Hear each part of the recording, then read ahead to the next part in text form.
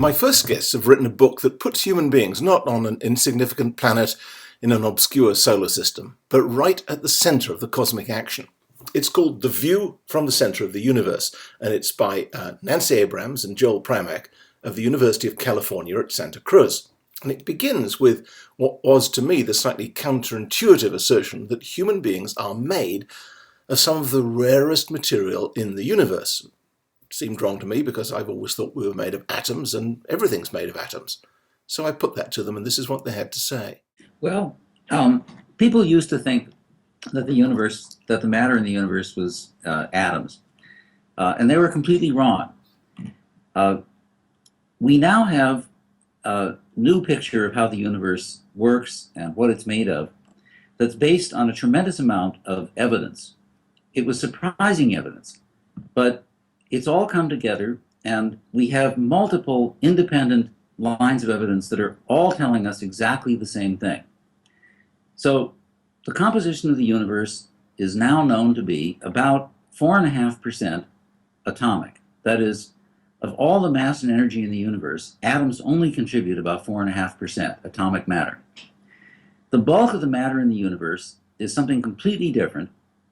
It's called cold dark matter, a term that I introduced, and that has become the modern accepted theory of how the universe works, what it's made of, basically the big picture of the universe, the so-called cold dark matter theory. We know for sure that it's not made of atoms or any of the parts of atoms, and it's the majority of the mass that holds all galaxies together and all other bound structures, clusters of galaxies and so on. The majority of the stuff of the universe isn't even matter. It's something that we call dark energy, and it's making the universe expand faster and faster. But I just want to go back to the atomic part, that 4.5%. Everything we can see is only about 10% of that. It's only about half of 1%. That's all the stars in all the galaxies, everything that shines, everything that's lit up by the things that are luminous. The heavy elements, oxygen, carbon, iron, the other things that we are made out of, we humans and Earth and all creatures, that represents about 1/100th of 1% of the mass and energy content of the universe. Heavy elements are made only in stars, in the centers of stars, and then ejected when the stars die. And those heavy elements, that 1/100th of 1%, is what we are made of. And that is the rarest stuff in the entire universe. And the logical step that you take from this is that because we're made of materials that are rare, that took a long time to assemble, we are less insignificant than the fact that we've only been around for a short time would imply, because although the universe is vastly old, we're relative newcomers, it took all that time for what we are made of to be assembled. Absolutely, yes, because so many things had to happen for us to evolve. First of all, there had to be galaxies. And galaxies are made by dark matter. And only after the dark matter clumps into these dense regions does it pull all the ordinary matter, the atoms, together into the middle so that they can interact and have interesting chemistry and possibly create rocky planets. Then on our rocky planet, it took a long, long time, billions of years really, for life to evolve, and then more billions of years for that early life, which was just microbes, to evolve into anything complicated like us. Plus, there were many really wild coincidences that happened for us to come into being, like our moon being formed and stabilizing the orbit of the Earth. So it took a lot, not just of time, but of luck for us to evolve. So it really couldn't even have happened that much earlier. Well, one of the other reasons that people assume that human beings are fairly insignificant is that we live on a small planet going around a very average sun, right on the edge of a big galaxy. But your view is that this is actually a good thing. There's an analogy between what we call the habitable zone in a planetary system and the habitable zone in a galaxy. We certainly live on Earth in the habitable zone of the solar system. Earth is the only planet that has liquid water on its surface and that always has had a temperate climate that allows liquid water. So it's no wonder that Earth is the planet that is full of life and where we humans evolved. Now, in the system of a galaxy like the Milky Way, a big disk galaxy, the thought is that you can't be too far out on the edge, or stars will not have gone through enough generations to make enough heavy elements to make rocky planets like Earth. So you don't want to be too far out. If you look at the outer edges of galaxies, you find that they have much less of the heavy elements that are needed. If you look toward the center of galaxies, there's more heavy elements. But the problem with the centers of galaxies is that they're awfully busy, dangerous places. There's a giant black hole at the center of our galaxy that sometimes emits huge amounts of radiation. And when the stars are tightly clustered together, as they are near the center of the galaxy, it's likely that there'll be supernovae, gigantic stellar explosions, too close for life on nearby planets to survive. So that's what led to this idea that there's a zone that's perfect for the evolution of life on good planets. And so people call this the Galactic Habitable Zone. And in fact, our sun seems to be right in the middle of the Galactic Habitable Zone. So yes, we're out in the boondocks. That's the best place to be. Long, multi-billion year chance for a planet to evolve life. All right, so we're made of very rare material, and it took billions of years to form, and we live in the ideal part of the galaxy for life to evolve. But in terms of our significance, aren't we awfully small? I mean, less than 7 feet high, most of us, and the universe is millions of light years across. Surely the really significant living creatures in the universe would have brains the size of planets, would be much larger than we are. Well, there's a problem with that idea that bigness in brains or thinking apparatus would lead to bigger thoughts. What they would do for sure is lead to slower thinking. The reason is that it takes light 100,000 years to cross a galaxy the size of the Milky Way. And that means that for one part of the Milky Way to coordinate its thinking with another part of the Milky Way takes 100,000 years, or something of that order. That means that the total number of thoughts that a Milky Way-sized intelligence could have had in the entire history of the universe is fewer than you or I have in a minute or two. So, to put it a little differently, if we want to build a supercomputer, we use these things to simulate the universe and many other things these days.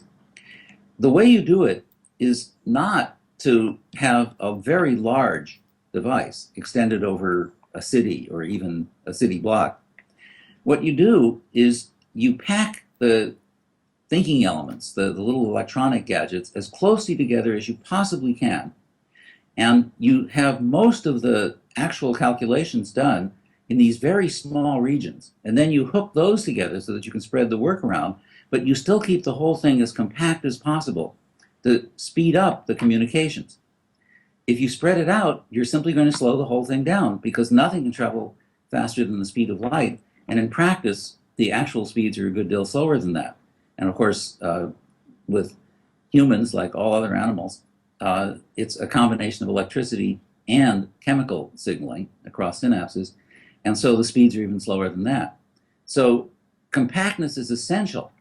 The way the brain works is that a lot of the thinking is done in little regions of the brain, and then they coordinate across the whole brain, which already takes a fair amount of time. So it's crucial to have the thinking part be small. You can have a community of thinking creatures, and then that can be somewhat spread out. But then the slow speed of communication comes in. And let me say also about the comment that we're so small and the universe is so large. We are actually at the midpoint of the possible sizes in the universe. There actually is a largest possible size and a smallest possible size, at least according to the laws of physics that we know now. And we humans are right in the middle. We are halfway between the largest and the smallest on a logarithmic scale. So when people think about how small we are compared to the universe, they're not thinking about how huge we are compared to the tiniest sizes, because there are sizes that are as small compared to us as we are compared to the universe. And in that way, we are actually central to all the possible sizes. And as Joel is pointing out, that is the sweet spot for being able to think. Also, more generally, if you look at complexity, the sweet spot for complexity is just our size scale. The most complicated things that we know are brains like ours and social organization like what we have on Earth. And you can't have that kind of complexity on bigger scales because of the slow speed of communication, or on smaller scales because there simply isn't enough stuff on smaller scales to have a complicated organization. So we're right in the middle of the peak of complexity in the universe if you look at the different size scales. Does it follow from that if we discover extraterrestrial life, it might be more similar to us than we've been led to expect? Not only will it likely be about the same size that we are, we'd like to say somewhere between the size of a puppy and a redwood tree. But in addition, it's likely to share certain other characteristics, since on Earth and probably on all other planets with complex life, there's a natural selection process operating, Darwin's great idea. That's going to select for efficiency, and that's going to lead to a circulatory system somewhat like ours. And that means that very likely creatures that evolved on other planets in completely different circumstances are going to share certain basic organizational similarities to us. So they'll probably be about our size, and they'll probably be, in other ways, probably more similar to us than science fiction authors used to think about. But hopefully nicer. Oh. And as a final question, I'd like to ask this. Do you think that if we did begin to see ourselves as more central and more relevant than conventional wisdom has it at present, it would or should have any influence on how we behave as a species? Yes, it would, but not just that. There's a whole scientific picture that really has to be adopted together. It's not just that we're central and we can use that as some sort of metaphor to mean that we're more important than other animals or something like that. You have to look at the whole picture together.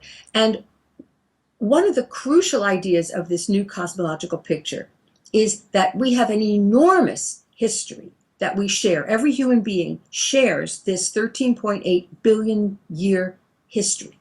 And we could have hundreds of millions of years on this planet with good conditions. The sun will still be fine, we'll have water and so forth, a benign environment, if we don't mess things up right now. Because when you see, cosmologically, when you see the huge expanse of time that we're just in the middle of, I think it really helps people to understand that we are not at the end. This is not, we haven't already screwed up the Earth so badly that it would be better without us. Not at all. We are the beginning of something immense, we intelligent beings.